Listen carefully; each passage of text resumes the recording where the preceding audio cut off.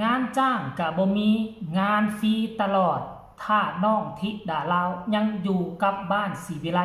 กะคงได้ซ้ำนี่แหละเพลงกะไม่จะปล่อยออกมากะคงบ่เกินเดือน2 เดือนกระแสกะจะจางหายไปว่าจังซั่นเด้ทักทายสบายดี FC แฟนคลับน้องธิดาลาวกับบ่าวภูศรีวิไลหรือว่าพ่อภูศรีวิไลก็แล้วกันมาพบมาพ่อกันคลิปนี้ท่านผู้ชมมดมือคิดว่าสิบ่ได้เฮ็ดคลิปเฮ็ดข่าวน้องธิดาลาวแล้วล่ะ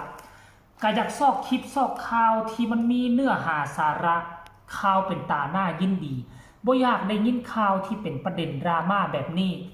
แต่ในเมื่อมันเกิดข่าวแบบนี้ขึ้นมามันเกิดมีคนมีความคิดแบบนี้ขึ้นมาเฮาเห็นพ่อภูศรีวิไลออกมาโพสต์เคลื่อนไหวออกมาเฮ็ดคลิปเคลื่อนไหวเฮาก็อยากเข้าไปให้กำลังใจจึงก่อให้เกิดคลิปนี้ขึ้นมานั่นเองดังที่หัวข้อที่บอกว่างานจ้างกับบ่มีงานฟรีตลอดถ้าเป็นแบบนี้น้องธิดาลาวก็คงจะได้ซ้ำนี่แหละเป็นอย่างคือบ่หาที่หาทางเวทีใหญ่บ้านหลังใหญ่ๆให้ลูกได้เดินตามฝันมีคนคิดแบบนี้อีหลีได้จนเฮ็ดให้พ่อภูศรีวิไลได้เอาเข้ามาในกองประชุมของบ้านศรีวิไลประชุมร่วมกันถามคำคิดคำเห็นของพ่อแม่ของแฟนๆว่าเฮาควรจะเฮ็ดแนวใดควรปล่อยปะน้องไปเติบโตตามที่บางคนเพิ่นคิดบ่หรือว่าเฮาควรจะเก็บน้องไว้เพราะว่ามั่นอกมั่นใจในฝีมือพ่อภูศรีวิไลว่าจะพาน้องก้าวเดินไปข้างหน้าและมีชื่อเสียงโด่งดังในอนาคตพ่อภูก็เฮ็ดคลิปมาเมื่อ7 ชั่วโมงที่ผ่านมาและค่อยก็เชื่อว่า FC แฟนคลับของบ้านศรีวิไลก็คงจะฮู้กันหมดทุกคนแล้วแหละส่วนใหญ่ FC แฟนคลับอยู่ทางฝั่งไทยแต่ก็อาจจะยัง FC แฟนคลับอยู่ทางฝั่งลาวก็คงจะบ่ได้เห็นคลิปนั้นเทื่อค่อยจึงนำเสนอเนาะเพื่อว่าคาบเอาข่าวเก็บเอาข่าวจากฝั่งไทยข้ามแม่น้ำของมาเมื่อส่งข่าวว่าปัจจุบันนี้มีคนดูหมิ่นดูถูกฝีไม้ลายมือของพ่อภูศรีวิไลหลายคนส่งข้อความมาบ่แม่นคอมเมนต์ได้ตั้งใจส่งข้อความมาหาพ่อภูโลดบาทเพลงใหม่ที่จะปล่อยออกมาน่ะคือสิบ่โด่งบ่ดังเนาะคือสิได้ซ้ำนั่นแหละว่าซั่นเด้คือสิบ่มีกระแสคือสิบ่มียอดวิวดอกงานจ้างก็บ่มีแต่งานฟรีตลอดถ้าให้น้องอยู่นี่น้องก็จะอยู่ซ้ำนี่แหละน้องคงจะบ่ก้าวหน้าไปใส่พอภูศรีวิไลเบิ่งแล้วมันบ่แม่นแต่คนเดียวมีหลายคนหลายคำเว้าที่ลักษณะคือดูหมิ่นดูถูกดูแคลนฝีไม้ลายมือของทางพ่อภูเพิ่นพ่อภูก็เลยเกิดความบ่สบายใจเวลาได้ยินคนเว้าแบบนี้เฮาก็คิดคือกันได้เฮาเป็นคน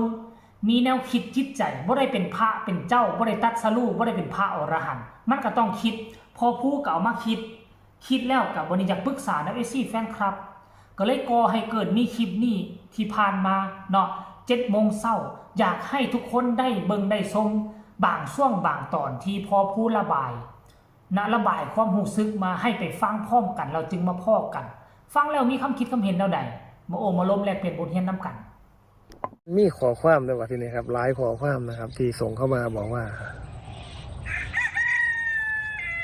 แต่จริงๆเราก็ไม่อยากพูดนะเราก็ไม่อยากพูดให้เกิดประเด็นแต่อยากจะให้พี่น้องบ้านศรีวิไลเฮาเนี่ยได้เตรียมตัวนะครับได้เตรียมตัวที่จะเขามาฟังนะครับเพราะว่ามันมีคำดูถูกดูแคลนหลายแห้งต้องส่งข้อความเข้ามานะครับบอกว่า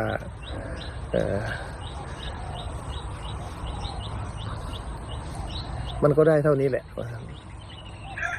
ถ้าอยากจะให้น้องดังกว่านี้ต้องหาวิธีต้อง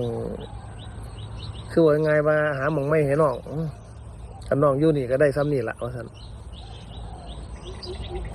ถ้าน้องยังอยู่บ้านที่วิไลก็ได้ซ้ำนี่แหละถ้าอยากให้น้องดังต้องส่งเสริมน้องให้ไปในทิศทางที่ดีกว่านี้หรืออาจไปหาผู้ใหญ่กว่านี้หรืออาจที่ไปมองไหนที่เขามีวงมีอย่างให้ยืนนะครับ ผู้ว่าผู้ก็เลยมองว่าบ้านศรีวิไลเฮานี่ คือสิบ่ถิ่มบ่ปานะคือสิบ่ปล่อยให้คนอื่นมาดูถูกดูแคลนแบบนี้นะคิดในใจก็เลยสิเอาเรื่องนี้มานำเรียนพี่น้องมาเข้าที่ประชุมนี่ล่ะบ้านเฮานี่ล่ะครับมันนำเรียนว่าเมื่อมันเกิดเหตุการณ์แบบนี้ซ้ำขึ้นมาอีกนะครับคำดูถูกของคนอื่นหรือบ้านอื่นก็บ่จักบ่รู้คือกันนะครับว่าเขามาด้วยความประสงค์ดีหรือประสงค์อะไรไม่รู้นะครับเอามาประชุมกับพี่กับน้องเฮาว่าเราควรจะทำเหมือนเขาพูดหรือว่าเราควรจะช่วยกันเพราะบ้านเฮาเนี่ยมันก็หลังหน่อยก็จริงอยู่ก็ฮู้อยู่ว่าบ้านเฮามันหลังหน่อยเนาะบ้านเฮามันหลังหน่อยแต่ว่าเสื้อว่าเนี่ยหัวใจนี่ใหญ่กว่าตับก็แล้วกันนะครับบางทีอะไรมันมีหลายคอมเมนต์นะครับบอกว่างานก็ไม่มีงานฟรีตลอดเห็นบ่ทุกคนได้ฟังแล้วบ่เนาะค่อยก็คิดว่ามันคงจะมีความจริงที่คนคิดแบบนี้อยู่ในแวดวงการหมอลำน่ะทุกคนเนาะทุกคนมีโอกาสที่จะเป็นน้ำกันเป็นแบบนี้แหละศิลปินที่จะโด่งจะดังไปหน้ามันอาจจะมีควกน้ำเส้นทางมันจะบ่โรยด้วยกลิ่นกุหลาบคันท่าพอผู้ยุทธ FC แฟนคลับเศร้า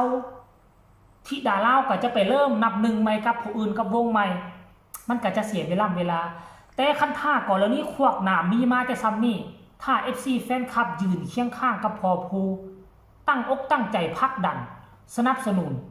ค่อยคิดว่าน้องที่ดาราคงจะโด่งจะดังและบรรลุเป้าหมายพอแม่แน่นอนท่านผู้ชม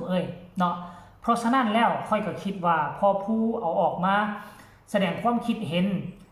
ต่อแฟนๆค่อยก็คิดว่า 99% แฟนๆทั้งลาวและไทยคงจะมั่นอกมั่นใจในฝีไม้ลายมือของพอผู้แน่นอนผู้อยากเว้าก็ให้มันเว้าไปคันถ้าบ่มีผู้ใดมาเปิดประเด็นตำหนิติชมบ่มีผู้ใดมาดูหมิ่นดูถูกคนเฮากะบ่สามารถจะมาช่วยเหลือกันได้คันกรณีว่าเบิ่งน้องเดินไปด้วยบนเส้นทางโรยกีบกุหลาบคนก็จะบ่มาพักดันบ่มาซัพพอร์ต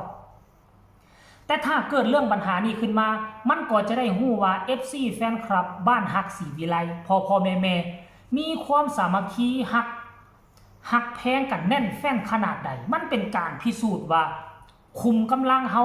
ที่ฮักเฮาจริงๆมันมีเท่าใดมีจักคนนั่นเองท่านผู้ชม FC แฟนคลับสำหรับค่อยก็ขอเป็นหนึ่งแห้งใจและ FC แฟนคลับค่อยก็หลายพันเติบอยู่ทางฝั่งลาว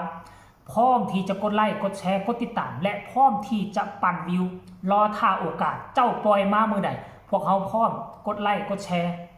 พร้อมปั่นวิวให้เส้นเก่าเส้นเคยให้โด่งให้ดังคือกับเพลงหอบฝันข้ามโขง